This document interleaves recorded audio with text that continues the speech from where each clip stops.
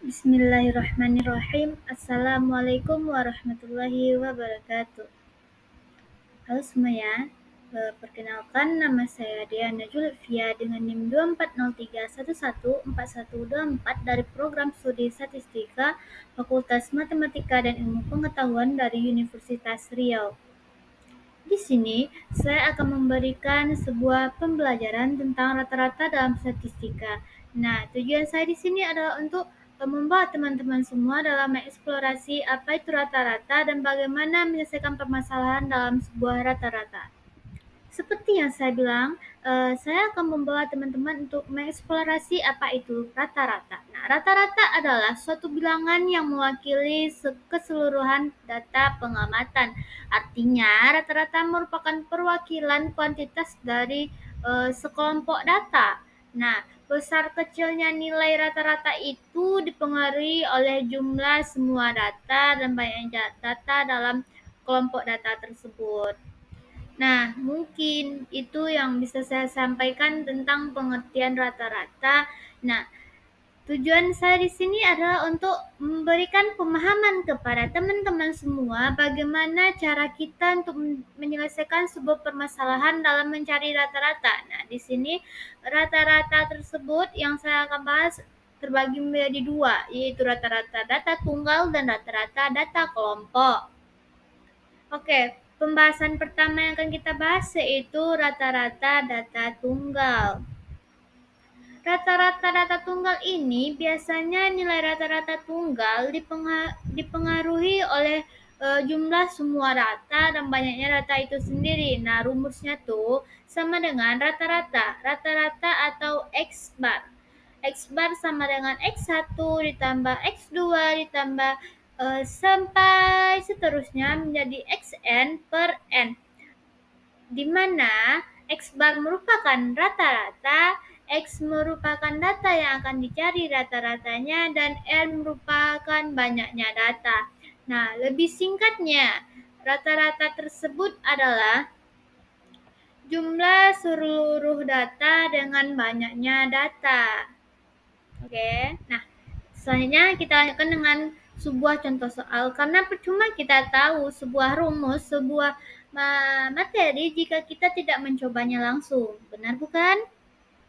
Nah, soal pertama, diketahui nilai ujian matematika siswa kelas 3 SMA adalah 85, 92, 78, 88, 70, 75, dan 95. Hitunglah rata-rata nilai ujian mereka. Baiklah, di sini silakan adik-adik pahami terlebih dahulu dan saya akan memberikan pembahasannya. Ya, jadi di sini kita mendapatkan ada sebanyak 7 data. Ada 85, 92, 78, 88, 70, 75, dan 95. Nah, seperti yang kita ketahui bahwa rata-rata itu adalah jumlah seluruh data dibagi dengan banyaknya data. Nah, kita jumlahkan seluruh data tersebut, yaitu 85 ditambah 92 ditambah 78 tambah 88 tambah 70 tambah 75 dan tambah 95 yang menghasilkan 588. Nah, dengan banyaknya data ada 7. Jadi 588 dibagi 7 sama dengan 84. Bagi teman-teman semua yang mendapatkan nilainya 84, berarti teman-teman semua benar. Beri tepuk tangan yang meriah. Oke, kita lanjutkan ke soal yang kedua. Dalam suatu kelas terdapat 25 siswa. Jika 5 siswa diantaranya memiliki tinggi badan 150 cm, 10 siswa memiliki tinggi badan 155 cm, dan 10 siswa lain memiliki tinggi badan 160 cm. Hitunglah rata-rata tinggi badan siswa tersebut. Nah, di sini teman-teman silakan pahami, teman-teman coba dan saya akan memberikan pembahasannya. Baik, sekarang adalah pembahasan. Nah, di sini jawabannya adalah 156. Kenapa? Karena diketahui bahwa jumlah siswa tersebut adalah 25 siswa. Berarti banyaknya data atau N adalah 25. Nah, sedangkan yang diketahui ada banyaknya data dengan jumlah data tersebut ada 5 siswa yang 150, berarti 5 dikali 150 ditambah dengan 10 siswa dengan tinggi 155, berarti 10 ditambah 150, 10 dikali 155 ditambah dengan 10 siswa dengan tinggi 160 cm, berarti 10 dikali 160, mendapatkan hasilnya 3.900. Karena banyaknya data adalah 25, berarti 3.900 dibagi 25 jawabannya 156. Tepuk tangan buat teman-teman yang sudah benar ya. Kita lanjut ya. Soalnya tidak akan mudah bagi kita yang baru mempelajari ini dengan hanya 2 soal. Kita lanjut ke soal ketiga. Nah, diketahui umur rata-rata anggota kelas yang terdiri dari siswa dan guru adalah 15 tahun. Jika umur rata-rata siswa adalah 13 tahun dan umur rata-rata guru adalah 18 tahun, maka berapa perbandingan umur antara siswa dan umur guru? Nah, mungkin di sini bukan tentang rata-rata yang kita cari, tetapi perbandingan. Di sini gunanya ini adalah untuk mengasah kemampuan kita, bagaimana kita mengamati soal tersebut, bagaimana kita memecahkan soal yang telah diketahui rata-rata dan yang ditanya adalah perbandingan. Silakan teman-teman pahami dan teman-teman kerjakan, dan saya akan memberikan pembahasan sebagai berikut. Oke. Jadi, karena di sini ada terdapat antara siswa dan guru, maka kita pakai permisalan. Nah, misalkan X merupakan umur siswa dan Y merupakan umur guru. Nah, kita mendapatkan bahwa 15 tahun merupakan rata-rata siswa dan guru. Otomatis 15 dikali dalam kurung X ditambah Y. Kenapa begitu? Karena siswa ditambah guru menghasilkan rata-rata 15 tahun. Nah, terus diketahui pula bahwa jika rata-rata siswa ada 13 tahun, berarti 13 dikali rata-rata siswa, yaitu 13X, dan rata-rata umur guru adalah 18, berarti 18 dikali Y, mendapatkan persamaannya 13X ditambah 18X. Nah, kita uraikan lagi, kita masukkan ke dalam atau kita kalikan 15 tadi dengan X dan Y, menghasilkan 15X tambah 15Y. Nah, setelah itu kita gabungkan antara sesama X. Nah, jika digabungkan maka 15 dikurang 13X sama dengan 2X dan 18Y dikurang 15Y sama dengan 3Y. Ini terjadi karena kita menggunakan aksioma lapangan atau yang biasa teman-teman kenal dengan nama pindah ruas. Jadi menghasilkan 2X sama dengan 3Y. Jadi perbandingan antara umur siswa dengan umur guru adalah 2:3. Selamat kepada teman-teman yang telah benar. Baiklah, ini soal terakhir dari rata-rata data kelompok. Nilai rata-rata matematika dari 15 siswa adalah 95. Jika N dimasukkan, di sini maksud dari N adalah salah satu siswa. Jika N dimasukkan, maka nilai rata-rata terbaru menjadi 94. Berapakah nilai dari N? Oke, mungkin di sini teman-teman sedikit kebingungan, atau mungkin ada teman-teman yang sudah pernah mendapatkan soal. Di sini bukanlah soal yang terlalu rumit, jadi teman-teman bisa pahami dan teman-teman kerjakan, dan saya akan memberikan pembahasannya. Baik, kita masuk ke pembahasan. Nah, di sini merupakan bagaimana kita mencari sebuah nilai jika rata-rata diketahui. Nah, rata-rata ini diketahui ketika terjadi rata-rata penambahan. Nah, kita pertama-tama yang harus kita cari yaitu mencari jumlah nilai dari rata-rata jika jumlah siswa ada 15. Nah, diketahui jumlah siswa ada 15. Nah, kita mendapatkan rata-rata siswa tersebut adalah 95, sama dengan jumlah nilai dibagi dengan banyaknya siswa. Nah, berarti jika begitu kita dapat memindah ruaskan 15 untuk dikalikan dengan 95 karena kita akan mencari jumlah nilai. Nah, 95 dikali 15 sama dengan 1425. Itu merupakan jumlah nilai ketika adanya 15 siswa. Nah, selanjutnya tahap kedua adalah kita mencari jumlah nilai ketika ada 16 siswa karena 15 siswa awalnya ditambah dengan nilai CN. Nah, jadi diketahui bahwa tadi rata-rata ketika N ditambahkan adalah 94. Nah, jika begitu berarti 94 dikali 16. Hah, kenapa 16 sih? Karena seperti yang telah disebutkan bahwa awalnya ya, jumlah siswa ada 15 tapi ditambahkan dengan N.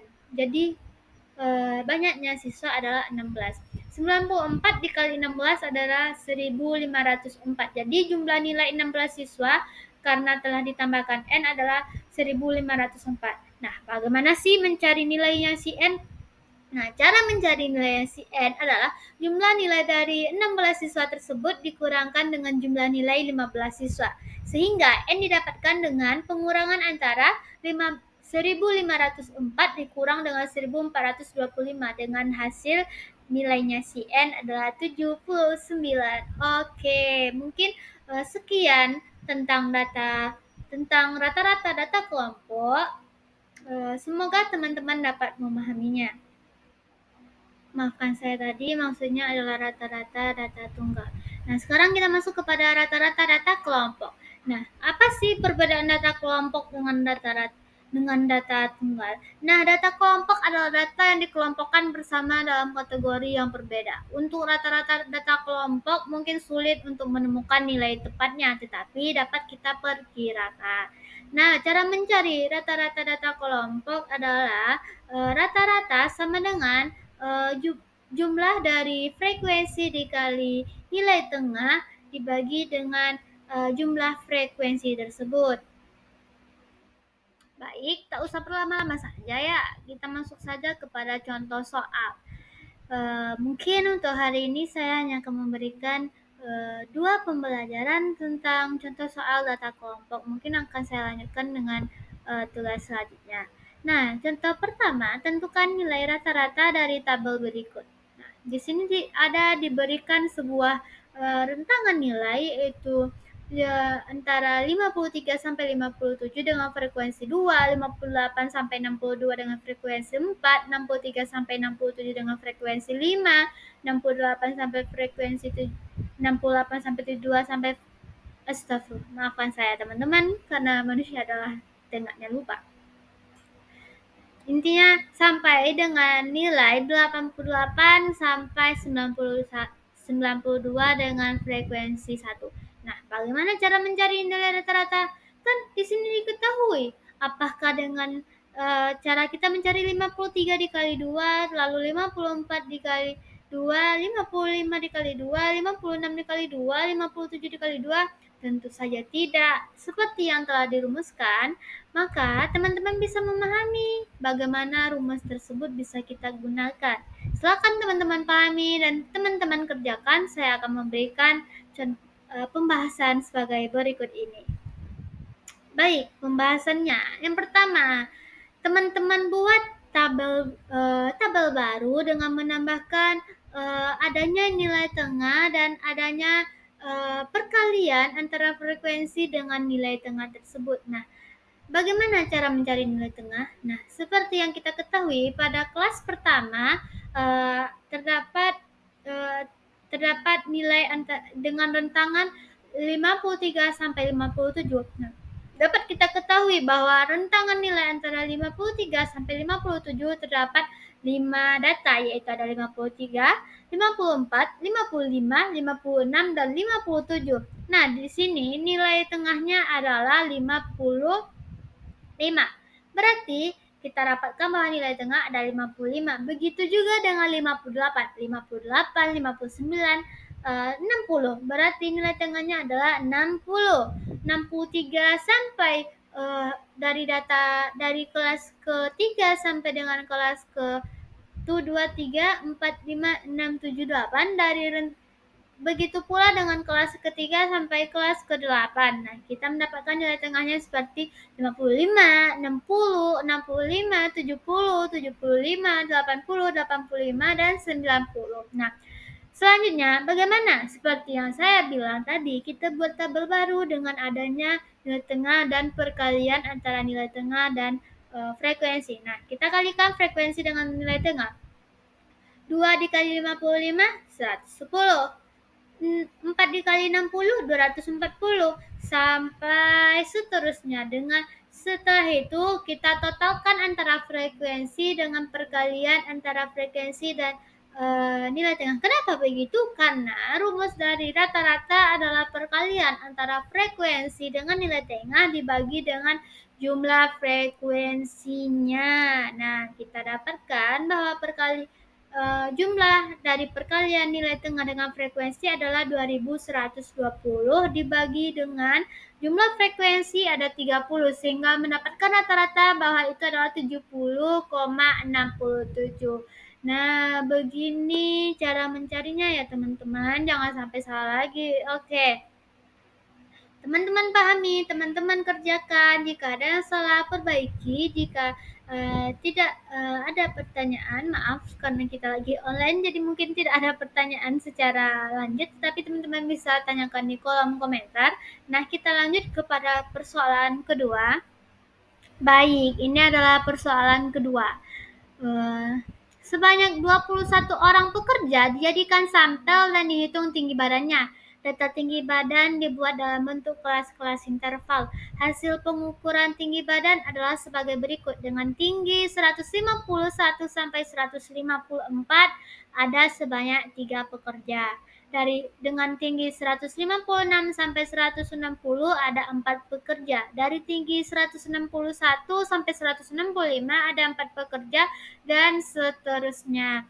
Jadi, bagaimana sih cara mencari rata-ratanya? Seperti yang sudah saya jelaskan tadi, teman-teman dapat mencoba dengan membuat tabel baru. Oke, akan saya kasih pembahasan lebih rincinya. Oke, ini merupakan pembahasannya ya teman-teman. Nah, kita cari nilai tengah dengan frekuensinya. Nah, kita mendapatkan bahwa nilai tengah dari 151 sampai 155 adalah 153, nilai tengah 156 sampai 160 adalah 158 dan seterusnya. Kita cari juga perkalian antara frekuensi dengan nilai tengah. Nah, setelah itu kita jumlahkan. Nah, kita mendapatkan penjumlahan bahwa penjumlahan dari perkalian frekuensi dengan nilai tengah adalah 3458 dengan jumlah frekuensi adalah 21. Nah, penjumlahan ini akan kita bagi sehingga menghasilkan rata-rata 164,67. Jadi, jawaban rata-ratanya adalah 164 dengan 67. Itulah rata-rata dari 21 pekerja dengan itulah rata-rata dari rata-rata tinggi dari 21 pekerja. Nah, mungkin hanya itu saja yang dapat saya sampaikan. Maaf jika sebelumnya ada terjadi kesalahan kata, saya ambigu ataupun apapun itu. Maaf juga jika teman-teman kurang memahami apa yang saya maksud. Semoga apa yang saya sampaikan bisa teman-teman terima, bisa teman-teman resapi dan bisa bermanfaat bagi teman-teman semua.